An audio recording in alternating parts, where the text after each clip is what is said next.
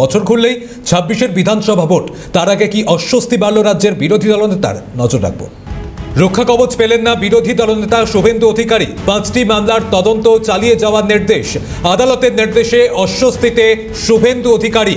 তদন্তে কেন্দ্র রাজ্য একযোগে সিট গঠনের নির্দেশ। প্রতিনিধি অভিরূপা হাজরা আমাদের সঙ্গে রয়েছেন। অভিরূপা, কি জানতে পারছো, কি নির্দেশ দেওয়া হয়েছে? রাজ্যের বিভিন্ন থানায় বিরোধী দলনেতার নামে একাধিক অভিযোগ দায়ের করা হয়েছিল। সেই মামলার ভিত্তিতে তিনি রক্ষা কবচের বা সেক্ষেত্রে রক্ষা কবচ যা রয়েছে সেই মামলাগুলো থেকে নিজের নামের অব্যাহতি চেয়ে কলকাতা হাইকোর্টে মামলা রুজু করেছিলেন। সেই মামলার প্রেক্ষিতে এই কিছু মামলা, অর্থাৎ মোট ২০টি মামলার মতো ছিল, সেই মামলার মধ্যে ১৫টি মামলা থেকে শুভেন্দু অধিকারীকে অব্যাহতি দিয়েছে বিচারপতি, এবং পাশাপাশি বলা হয়েছে ৫টি মামলা তদন্ত করবে সিট, অর্থাৎ যে সিটে থাকবে একজন সিবিআই আধিকারিক, একজন কলকাতা পুলিশের আধিকারিক, এবং তারা ১২ জন মোট সদস্য মিলে এই সিট গঠন করে সেই সিট গঠন করবে এই 5টি মামলায়। এই 5টি যে মামলাগুলি রয়েছে সেগুলো হচ্ছে বিভিন্ন জায়গার, একটা মানিকতলা, কাঁথি, তমলুক, নন্দীগ্রাম, এই সব জায়গার তদন্ত যে মামলাগুলো রয়েছে শুভেন্দু অধিকারীর বিরুদ্ধে, সেই মামলার তদন্তভার সিটের হাতে তুলে দিল বিচারপতি জয় সেনগুপ্ত সিঙ্গেল বেঞ্চ।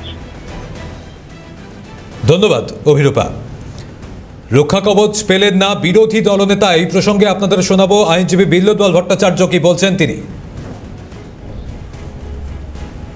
প্রশ্ন আসছে যে রক্ষা কবচ প্রত্যাহার, এই জিনিসটা আপনাদের একটু সংশোধন করে নেওয়া উচিত, কেননা আদালতের অন্তর্বর্তী আদেশ যেটি ছিল সেটা আমি বললাম আপনাদেরকে। অন্তর্বর্তী আদেশ ছিল হচ্ছে মামলা যতক্ষণ শুনানি হচ্ছে ততক্ষণ কোনো ফ্রেশ এফআইআর রেজিস্টার করতে গেলে আদালতের অনুমতি নিয়ে করতে হবে।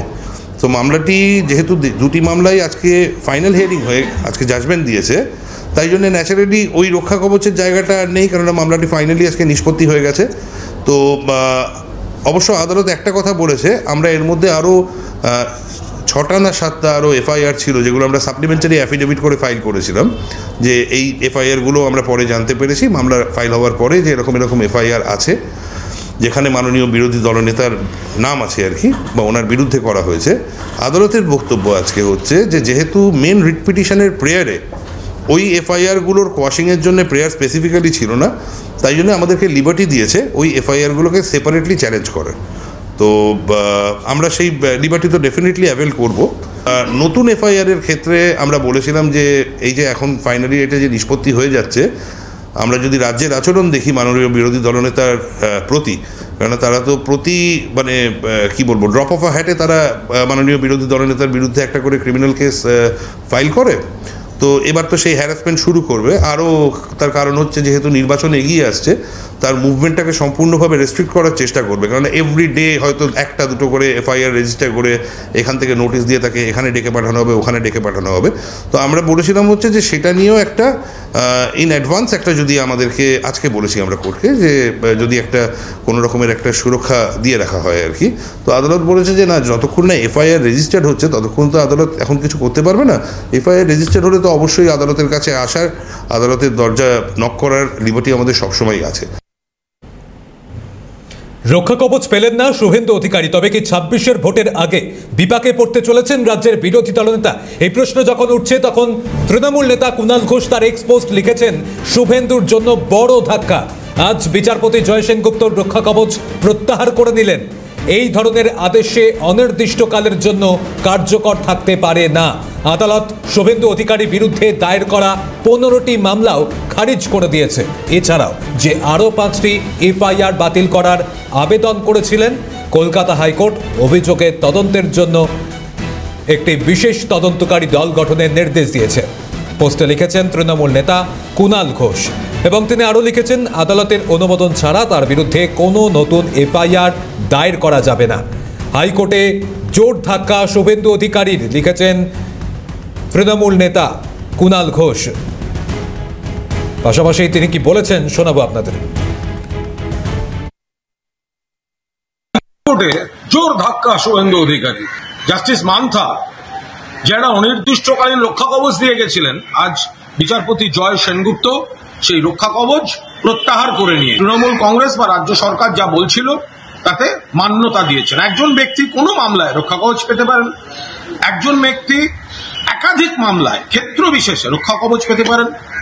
কিন্তু একজন ব্যক্তি ভবিষ্যতে কি করবেন সেটা না জেনে আদালত কখন রক্ষা কবচ দেন, কিভাবে রক্ষা কবচ দেন? তিনি আরো কয়েকটি মামলা খারিজ করে দিয়েছেন, আর 5টি মামলা যাতে শুভেন্দু অধিকারী কোয়াশিং এর দাবি করেছিলেন তাতে এসআইটি গঠন করতে বলেছেন। অর্থাৎ শুভেন্দুবাবু এই জাস্টিস মান্থার এই রক্ষা কবচ তার উপর ভর করে যে আপত্তিকর কথা, অশালীন কথা, প্ররোচনামূলক আচরণ একের পর এক করে এসছেন এবং আইনকে তোয়াক্কা করেননি। আজ এই রায়ের পর তাকে গোটা বিষয়টা দেখতে হবে। শুভেন্দু অধিকারীর রক্ষা কবচ প্রত্যাহার, কেন্দ্র রাজ্য একযোগে তদন্ত করার নির্দেশ আদালতের। এই প্রসঙ্গে আইনজীবী কল্যাণ বন্দ্যোপাধ্যায় তিনি কি বলেছেন শোনাবো। 3-4 বছর ধরে, আর সেই ফাইনাল হিয়ারিং এর পর জাজমেন্ট দেওয়ার পর সে রক্ষা কবচ ভেকেট করে দিয়েছে। শুভেন্দু অধিকারীর মামলায় অনেকগুলো এফআইআর চ্যালেঞ্জ হয়েছিল। প্রায় ওয়েস্ট বেঙ্গল পুলিশের একজন এসপি থাকবে র্যাঙ্কে, আর সিবিআইয়ের একজন থাকবে, তারা দুজনেই ইকুয়াল সংখ্যার নিয়ে তার ইনভেস্টিগেশন হবে। তারা দুজনেই ইকুয়াল সংখ্যার নিয়ে তার ইনভেস্টিগেশন হবে।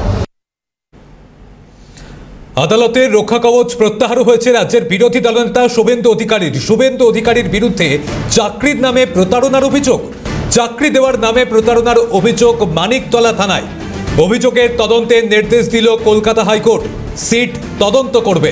শুভেন্দুর বিরুদ্ধে চাকরি প্রতারণার অভিযোগের বাংলার চাকরি দুর্নীতিতে এবার নাম জড়ালো বিরোধী দলনেতার। আর এখানে আপনাদের জানিয়ে রাখবো আদালতের যে নির্দেশ, যেখানে বলা হয়েছে কেন্দ্র এবং রাজ্য একযোগে সিট গঠন করবে, যেখানে এক সিবিআই ও এক এসপি পদমর্যাদার অফিসারকে নিয়ে গড়তে হবে এই সিট। যে সিট শুভেন্দু অধিকারীর বিরুদ্ধে এই যে অভিযোগ, যে মামলা রয়েছে তার তদন্ত করবে। তাহলে বারবার যে দলের পক্ষ থেকে রাজ্যে কোনো ঘটনা ঘটলে কেন্দ্রীয় এজেন্সি দিয়ে তদন্তের দাবি তোলা হয়, সেই কেন্দ্রীয় এজেন্সিরই এক আধিকারিক এবং পাশাপাশি এসপি পদমর্যাদার অফিসারকে দিয়েই এই সিট গঠন হবে। সেই সিটই এবার শুভেন্দু অধিকারীর বিরুদ্ধে অভিযোগের মামলার তদন্ত করবে। বাংলায় চাকরির দুর্নীতিতে এবার কি তাহলে নাম জড়াতে চলেছে রাজ্যের বিরোধী দলনেতার? বছর খুললেই 26-এর ভোট, তার আগে কি বিপাকে পড়তে চলেছেন শুভেন্দু অধিকারী? এখন এই প্রশ্নগুলোই বাংলার রাজনীতিতে জোর জল্পনা তুলে দিচ্ছে। তাহলে কি আরও অস্বস্তি বেড়ে গেল এবার শুভেন্দু অধিকারীর? কারণ তার রক্ষা কবচ প্রত্যাহার করে দেওয়া হয়েছে। 5টি মামলার তদন্ত চালিয়ে যাওয়ার নির্দেশ দিয়েছে আদালত। আদালতের নির্দেশে অস্বস্তিতে শুভেন্দু অধিকারী। তদন্তে কেন্দ্র রাজ্য একযোগে সিট গঠনের নির্দেশ। শুভেন্দুর বিরুদ্ধে তদন্তে সিট গঠনের নির্দেশ দিয়েছে আদালত। মানিকতলা, কাঁথি, তমলুক ও নন্দীগ্রাম 4টি মামলায় সিট গঠন। এক সিবিআই ও এক এসপি পদমর্যাদার অফিসারকে নিয়ে করতে হবে সিট। সিটের টিমে 12 জন সদস্যের বেশি থাকবে না। আর এরপরেই প্রশ্ন উঠছে, তবে কি বিপাকে পড়তে চলেছেন শুভেন্দু অধিকারী? বাংলার চাকরির দুর্নীতিতে এবার নাম জড়াতে চলেছে বিরোধী দলনেতার। চাকরি দেওয়ার নামে প্রতারণার অভিযোগ মানিকতলা থানায়। অভিযোগের তদন্তের নির্দেশ দিল কলকাতা হাইকোর্ট। সিট গঠন করবে শুভেন্দুর বিরুদ্ধে চাকরি প্রতারণার অভিযোগে। সিট গঠন হবে, তারা এই তদন্ত করবে, যেখানে 12 জনের সদস্যের বেশি রাখা যাবে না। যে সিটে একজন সিবিআই পদমর্যাদার আধিকারিক যেমন থাকবেন সিবিআইয়ের, এবং পাশাপাশি এসপি পদমর্যাদারও আধিকারিক থাকবেন, তারা মূলত এই সিটের নেতৃত্বে থাকবেন। তাদের নেতৃত্বে মোট 12 জন সদস্য থাকবেন। তারা শুভেন্দু অধিকারীর বিরুদ্ধে মামলার অভিযোগের তদন্ত করবেন। তাহলে এখন প্রশ্ন উঠছে, বারবার যে দলের পক্ষ থেকে কেন্দ্রীয় এজেন্সি দিয়ে বিভিন্ন ঘটনায় তদন্তের দাবি তোলা হয়, সেই কেন্দ্রীয় এজেন্সিরই এবার এক আধিকারিক, তিনি শুভেন্দু অধিকারীর বিরুদ্ধে তদন্ত করবেন। বাংলার চাকরির দুর্নীতিতে এবার কি তাহলে নাম জড়াতে চলেছে বিরোধী দলনেতার? অস্বস্তি বাড়তে চলেছে 26-এর ভোটের আগে শুভেন্দু অধিকারীর? এখন এই প্রশ্নগুলোই উঠছে বিভিন্ন মহলে। ইতিমধ্যেই বিভিন্ন দল তারা কিন্তু কটাক্ষ করতে শুরু করে দিয়েছে। আবারও আপনাদের জানিয়ে রাখবো, শুভেন্দু অধিকারী রাজ্যের বিরোধী দলনেতা। তার রক্ষা কবচ প্রত্যাহার, 5টি মামলার তদন্ত চালিয়ে যাওয়ার নির্দেশ দিল আদালত। এক সিবিআই ও এক এসপি পদমর্যাদার অফিসারকে নিয়ে গড়তে হবে সিট। সিটে টিমে 12 জন সদস্যের বেশি থাকবে না, এমনটাই নির্দেশ দিয়েছে আদালত। তদন্তে কেন্দ্র রাজ্য একযোগে সিট গঠন করে তদন্ত করবে। মানিকতলা, কাঁথি, তমলুক, নন্দীগ্রাম 4টি মামলার সিট গঠন। তাহলে চাকরি দেওয়ার নামে প্রতারণার অভিযোগ মানিকতলা থানায়, অভিযোগের তদন্তের নির্দেশ দিয়েছে কলকাতা হাইকোর্ট। এবার কি বাংলা চাকরির দুর্নীতিতে নাম জড়ালো বিরোধী দলনেতার? এখন এই প্রশ্ন বড় হয়ে উঠছে রাজনৈতিক মহলে। শুভেন্দু অধিকারী বিরুদ্ধে চাকরির নামে প্রতারণার অভিযোগ।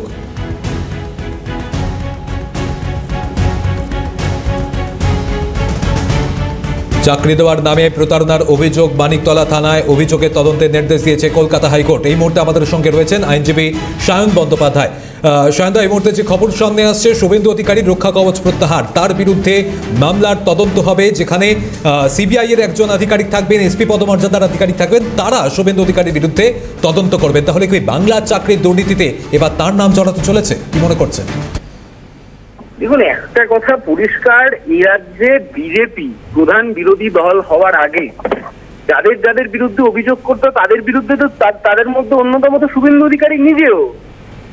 এই বিজেপি তো নিজে একদিন 2016 সালে নিজেদের পার্টি অফিস থেকে ভিডিও পাবলিশ করেছিল যে শুভেন্দুবাবু ঘুষ নিচ্ছেন, নারদার ঘুষ, নারদার স্টিং অপারেশন।